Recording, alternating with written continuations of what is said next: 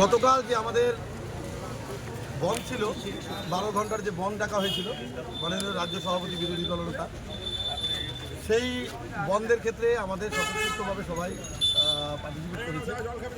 আর সেক্ষেত্রে বন্ধ সফলও হয়েছে। সমস্ত সাধারণ মানুষ তারা এটা অ্যাকসেপ্ট করেছে বন্ধ, আর তারাই জনগণই এই বন্ধটাকে পালন করেছে। আর ভারতীয় জনতা পার্টি তার সঙ্গে ছিল।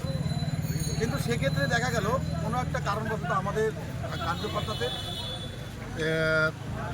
অ্যারেস্ট করা হয়, এবং এরমভাবে অ্যারেস্ট করা হয় যে সেদিন না ছেড়ে তার পরের দিনে তাদেরকে জামিন করা হয়। এটার ক্ষেত্রে যে কর্মীরা আজকে লড়াই করেছে তাদেরকে আমরা বাহবা দেব যে এই লড়াইটা আপনারা আপনাদের জন্য করেননি, এই সমাজের জন্য করেছেন। সুষ্ঠু সমাজ গড়ার লক্ষ্যে আপনারা লড়াই করেছেন। আপনারা চুরি করেননি, আপনারা ডাকাতি করেননি, আপনারা কিচ্ছু ছিনতাই করেননি। আপনারা লড়াই করেছেন দেশের স্বার্থে, মা বোনেদের স্বার্থে। তার জন্য আজকে সেই বন্ধ আমাদের সফল করেছে এরা। আর তার জন্য আমরা ভারতীয় জনতা পার্টির পক্ষ থেকে সকলকে কুর্নিশ জানাই। আর সাধারণ যারা আমাদের ভারতীয় জনতা পার্টির সঙ্গে যারা ছিলেন তাদেরকেও কুর্নিশ জানাই এবং কর্মীদেরও কুর্নিশ জানাই।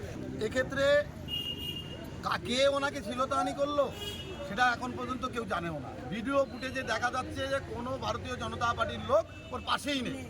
যা আছে হয় আম আদমি আছে, তা না হলে ওরা নিজেরা আছে। নিজেরা নিজেদের মধ্যে এই জিনিসটা বানিয়ে যখন দেখছি আমরা ব্যাক ফুটে যাচ্ছি, তখন বিজেপির নামে একটা বদনাম দিয়ে তারা এই কেসটা করছে ছিলতাহানি। ছিলতা কোথায় করলো, কাকে করলো, কিভাবে করলো, কোন কর্মী করলো, তার কোনো হদিশ নেই। এর জন্য অ্যারেস্ট করতে হবে।